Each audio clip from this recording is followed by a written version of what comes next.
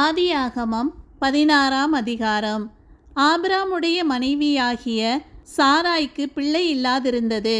எகிப்து தேசத்தாளாகிய ஆகார் என்னும் பேர் கொண்ட ஒரு அடிமை பெண் அவளுக்கு இருந்தாள்.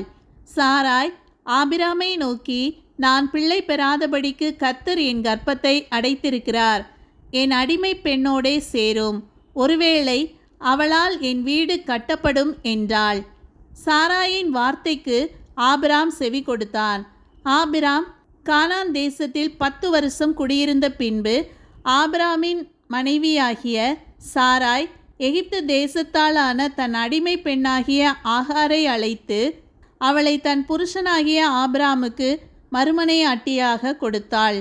அவன் ஆகாரோடே சேர்ந்தபோது அவள் கர்ப்பந்தரித்தாள். அவள் தான் கர்ப்பவதியானதை கண்டபோது தன் ஆட்சியாரை அற்பமாக எண்ணினாள். அப்பொழுது சாராய் ஆபிராமை நோக்கி, எனக்கு நேரிட்ட அநியாயம் உமது மேல் சுமரும். என் அடிமை பெண்ணை உம்முடைய மடியிலே கொடுத்தேன். அவள் தான் கர்ப்பவதியானதைக் கண்டு என்னை அற்பமாக எண்ணுகிறாள். கர்த்தர் எனக்கும் உமக்கும் நடுநின்று நியாயம் தீர்ப்பாராக என்றாள். அதற்கு ஆபிராம் சாராயை நோக்கி, இதோ உன் அடிமை பெண் உன் கைக்குள் இருக்கிறாள்.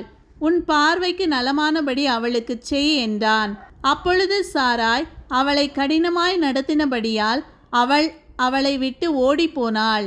கர்த்தருடைய தூதனானவர் அவளை வனாந்திரத்திலே சூருக்கு போகிற வழியருகே இருக்கிற நீரூற்றண்டையில் கண்டு, சாராயின் அடிமை பெண்ணாகிய ஆகாரே, எங்கே இருந்து வருகிறாய், எங்கே போகிறாய் என்று கேட்டார்.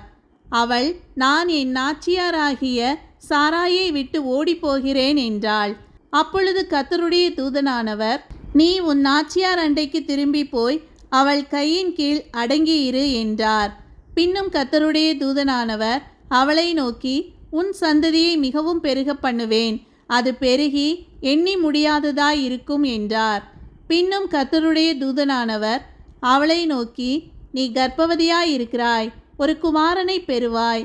கர்த்தர் உன் அங்கலாய்ப்பை கேட்டபடியினால் அவனுக்கு இஸ்மவேல் என்று பெயரிடுவாயாக.